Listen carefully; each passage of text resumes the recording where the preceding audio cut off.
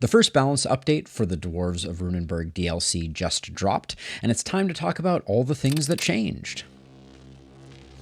Diving right in, the tagline for this update is weapons and Final Night balancing with additional bug fixes, and I think that pretty much hits the nail on the head. The headline feature without question is that the Gauntlet got a rather massive rework. The Cannon also picked up some little tweaks and changes, mainly surrounding the overheat mechanic, and I think making it a little less punishing, but we'll go through all the changes there as well. There are some miscellaneous changes that were made to humans and a few other things.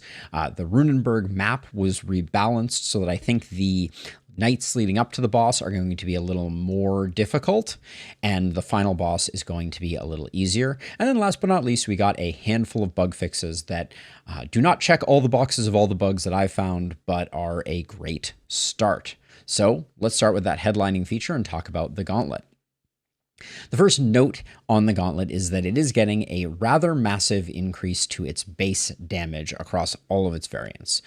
This is to counterbalance the fact that the perk for the Gauntlet, Geo Reservoir, is losing the increased damage associated with it. This is going to make, I think, the Gauntlet one of the harder hitting weapons. It has some big downsides and some big advantages that we'll talk about, but this is an interesting change to see. Shifting that damage to there and making the damage more consistent, I think, is going to be good for it. In terms of specific benefits, some of the Gauntlet modifications got nerfed, in my opinion. So the Adept's Gauntlet previously gave propagation damage, something that you really craved and wanted on the Gauntlet, and that was replaced by mana and daily mana regen. Not sure I'm super excited about that, but the one that really hits me is the Master's Gauntlet. Previously, it had a boatload of crit on it, all the way up to 16% at level 5, and that's been replaced by skill range. The issue with skill range, or not issue, as the case may be, is, as we'll talk about in a second, Geo Reservoir is now has a component that scales off of your skill range, which is interesting, but none of the skills by default benefit from skill range. So it's kind of in this weird place where you may be picking up skill range and not, you won't really have a way to utilize it. And then the Archmaster's Gauntlet also had its skill range changed into propagation bounces, which, since I think this weapon's identity still hinges heavily around propagation, I think that's probably a good thing. But moving on, let's talk about that perk. The weapon perk, Geo Reservoir, now no longer gives bonus damage, and it gives a range bonus of +6, increased by 3 for every hero's skill range attribute.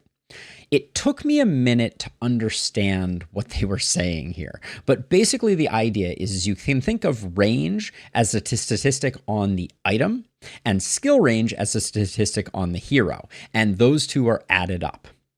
The reason that this is particularly meaningful and impactful on the Gauntlet is that your skills are no longer going to be skill range modifiable. That's what we have down in the second section of this slide. Every single skill on the Gauntlet is going to now be fixed at a 1 to 2 range, and only when you have procced Geo Reservoir will your range on that skill go up, because Geo Reservoir is increasing the range of the skill, not your hero's skill range. Now, that being said, it means that when Geo Reservoir is procced, it's going to be incredibly long range, right? All the way up to 3 times 8 plus 6. So big numbers in terms of range. It makes the Gauntlet likely to be the longest range weapon in the game when you are fully skill ranged out and also have Geo Reservoir procced. Geo Reservoir will also be giving undodgeable and vision. So it's really going to be one of those things where you will kind of be able to, for lack of a better descriptor, reach out and touch another enemy or drop a large propagation attack on a different side of the map entirely and get a little bit of map control that way. But as I mentioned before, at the bottom of the slide, all of the skills now have a 1 to 2 range, and that range is not skill modifiable, which means skill range will not improve it, but Geo Reservoir will. So let's talk about the skills. But first, we're going to show the new tooltip. This is basically everything that I just described here. It's still 6 enemies hit. You're going to be gaining 6 range, increased by 3 for each skill range. The thing that I'm really excited about here is to look in the game files to see how range is being modifiable, to see if this is a tool in our toolbox for future modding. But that's the before and after. Let's move on to the snap skill. The first 2 bullet points are the things that we're going to see over and over again. Skill range is 1 to 2, not range modifiable, but Georeservoir will improve it. We're going to get a 5th use of Snap. Snap is going to be pretty hard hitting, I suspect. The Opportunism modifier is also going up, and you have to remember that we already have built into this an increase in base damage that's going to make it do a little bit more damage. That being said, the secondary tile damage is going down.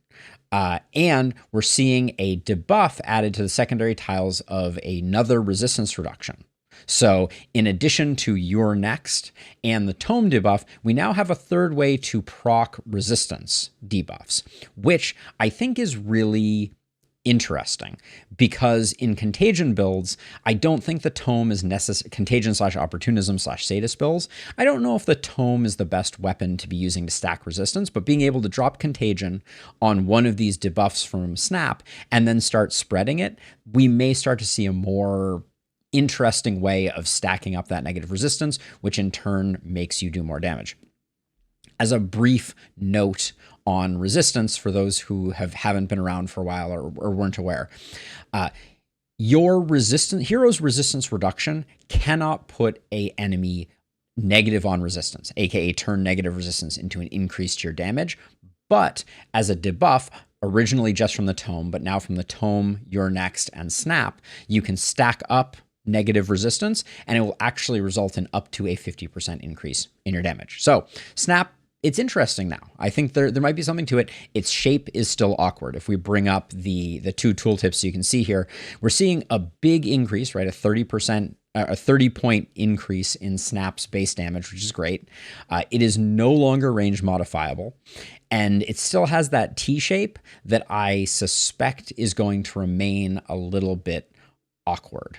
That's kind of the one thing to note. And the other point to note is the secondary tile damage in this example does go down.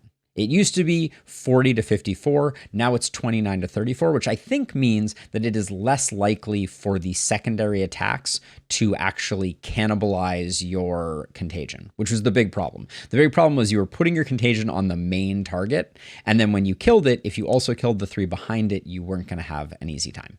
But anyways, let's move on to number 2 here. We have Shockwave.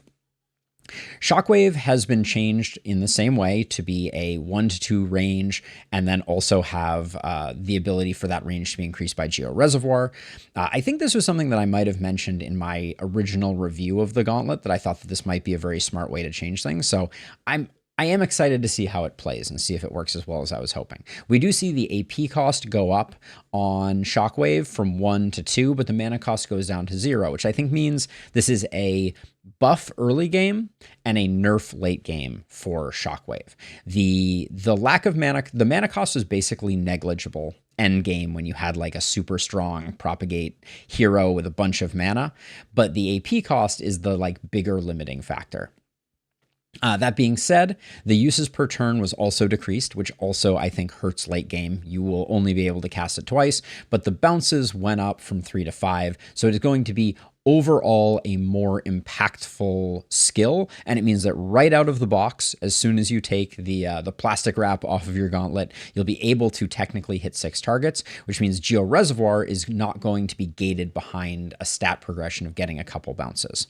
They removed the armor debuff, which I couldn't care less, really. Barely even registered on my radar in this case. I don't really care about the armor debuff.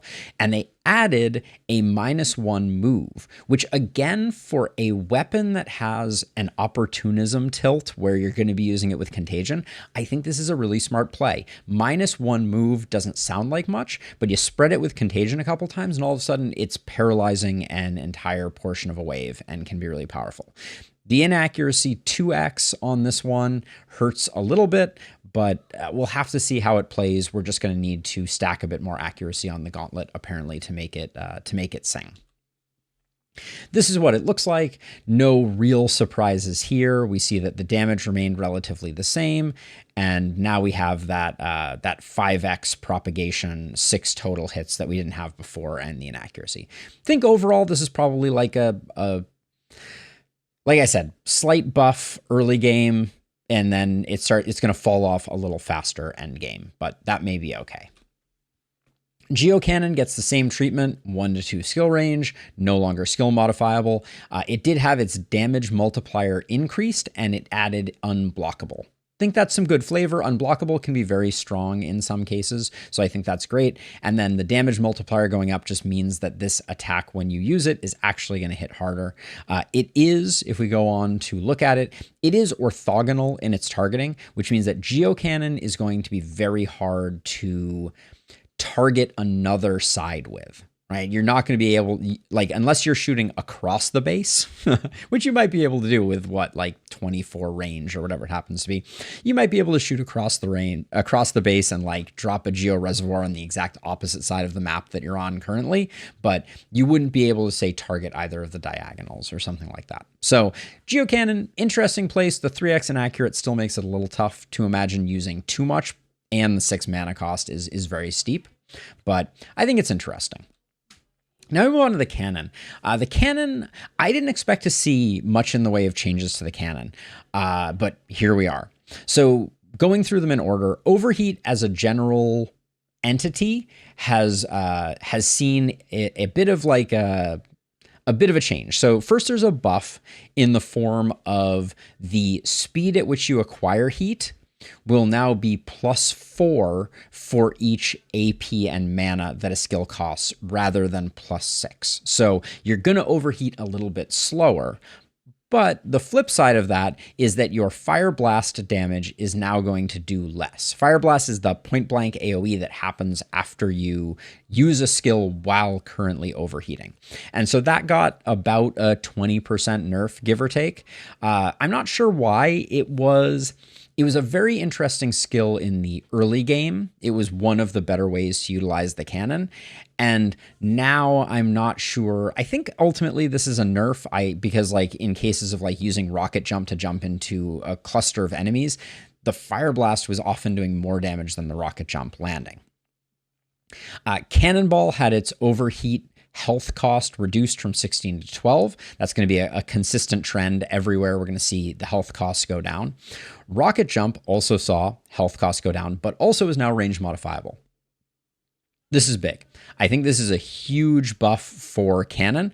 I knew for a while that this was coming because this was listed as a bug in the Ishtar Discord, but it's going to be awesome. It's going to be really nice because Rocket Jump is potentially some really amazing mobility, and on a skill that fits well into builds that often don't have a lot of mobility, like multi-hit builds. It's really nice that you could be like, well, if I go Cannon, now I have this really exceptional mobility skill.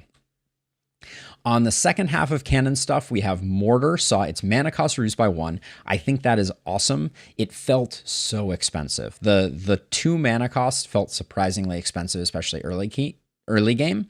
The heat generation went down, the health cost while overheating went down, and then the secondary stun tiles lost a little bit of stun, which I am not bothered by at all.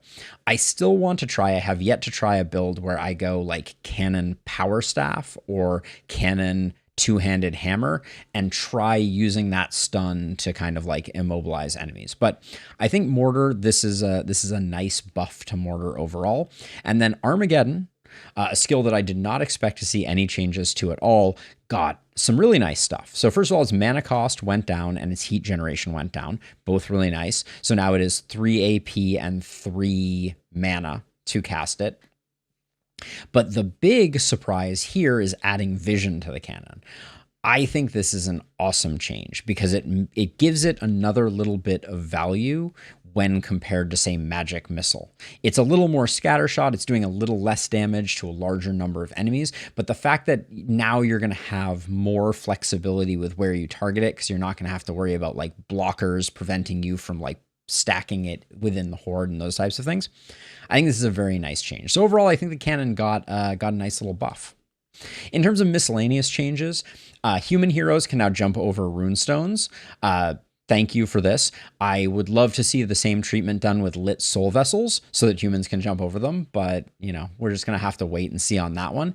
And then we had some mana cost changes to scrolls, specifically the Geoc Canon scroll saw its mana cost increase to 5, 6, and 7 respectively. Apparently it was very, very cheap at 2, 3, and 4. I did not notice because I don't think I would ever take a scroll of Geoc Canon.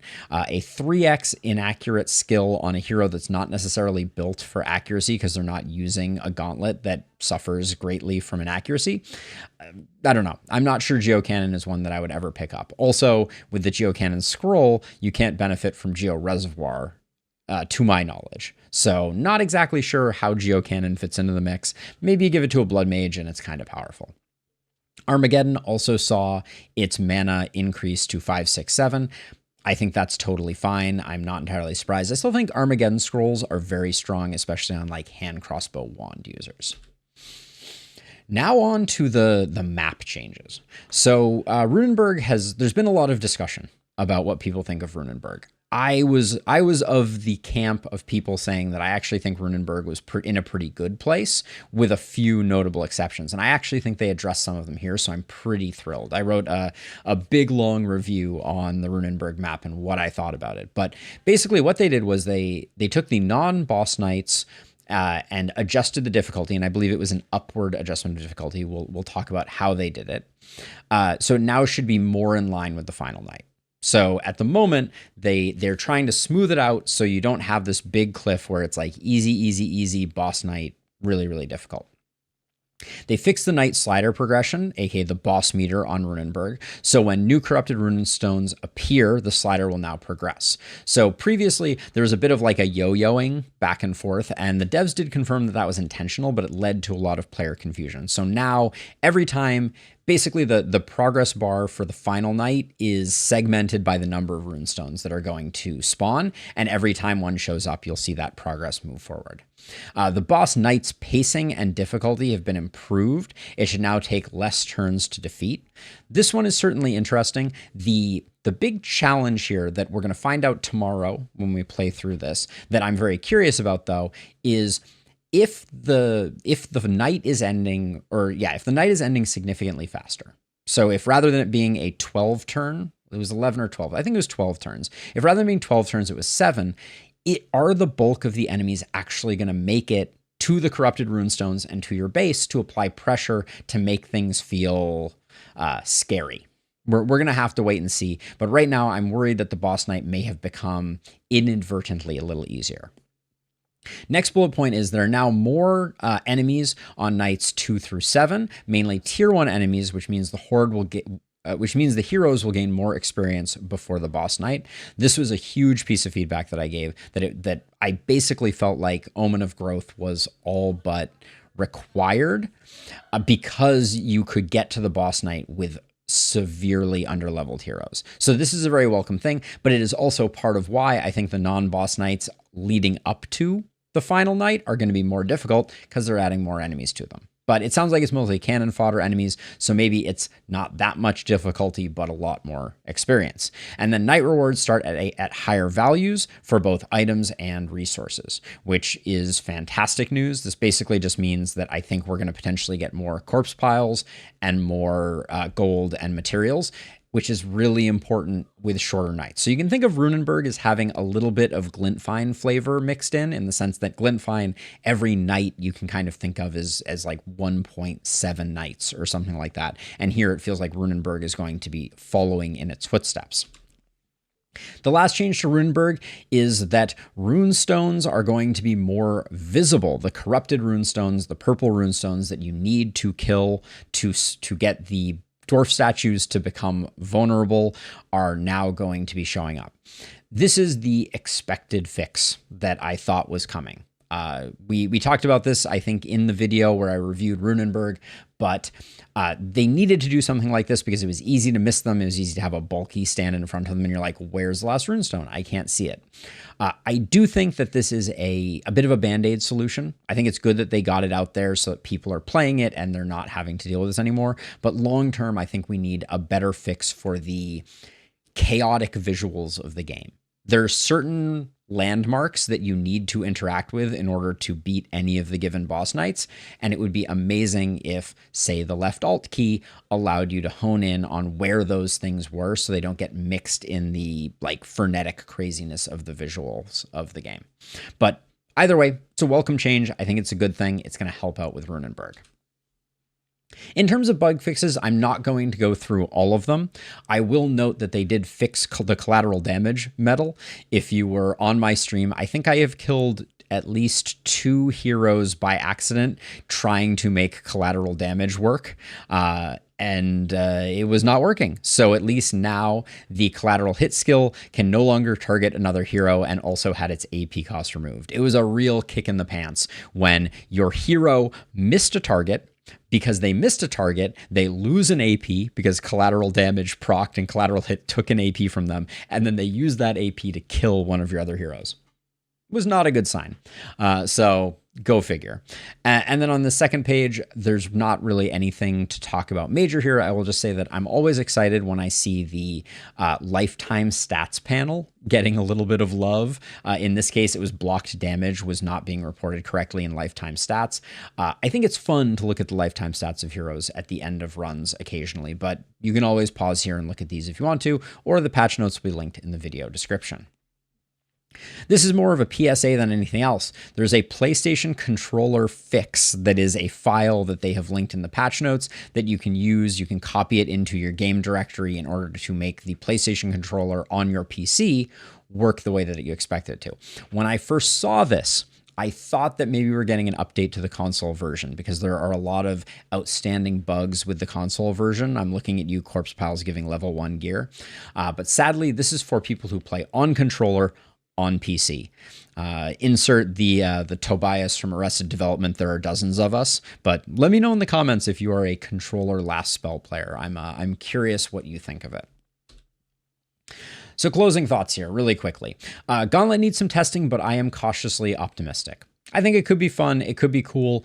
I think that if it is a hard-hitting opportunism weapon and I can figure out some ways to get the resistance propagating from it, potentially it could be a really fun thing to pair up with an axe where you use the primary attack as a seed attack, get some resistance, spread that resistance with your axe, and Bob's your uncle. Who knows? Canon changes. Didn't expect to see any, to be perfectly honest. I didn't think that the health costs were too aggressive before, and rocket jump getting skill range is going to be big for making it a more flexible weapon. Runeberg is likely in a better place where the map is going to be harder preceding the boss, and the boss will probably be a little bit easier, but we'll find out tomorrow. The runestone visibility is great, but it's a bit of a band-aid solution. I really want to see the alt key get the service that it needs, where they will start pointing you in the direction of the things that you need to do and give you a little more guidance about where the important things are. Where's the hidden soul vessel? Where are the Nessie eggs? Where are the dryads? Whatever it happens to be. And then last but not least, and this is like just me being picky, but I hope that this is not the end of the continued updates. I think there's still little balance tweaks that would be great for the game, and there's still some bugs that are certainly out there. There's a big question of how Shower of Blows is supposed to work. Is it supposed to reset each turn? Is it a bug or not? And then also you have Earthquake Strike here, which has the same problem that collateral damage had, which is that it can target heroes with the stun, which makes it nigh unusable. If this was interesting to you, tomorrow at 9 a.m. Pacific time, we will be going live with our first run on Runeberg for the new patch. We'll probably be doing APOC 5 because I already beat the old version of Runeberg on APOC 6 with no ballista, so I'm not expecting new Runeberg to be so significantly more difficult that I can't rock it, but we'll find out. Maybe I'll get my butt kicked. So come join us if you want to do that. As always, if you like these videos, toss them a like. It helps out a great deal. And toss a sub so that you know when the next one of these videos comes out. Now that this balance patch has been done, I am free to do some weapons tier lists. I'm still working on the build guide, but this last weekend was crazy. So lots of good videos to come. Lots of awesome last spell content coming soon. soon. And also starting this week, a bit of a new streaming schedule where we're going to be doing the last spell basically every day for the foreseeable future, with some little extra sidecar tacked on to the end. A little bit of Balatro, a little bit of Slice and Dice. So if any of that sounds good, join on up, hit subscribe, toss me a follow on Twitch, and I will see you next time. Bye.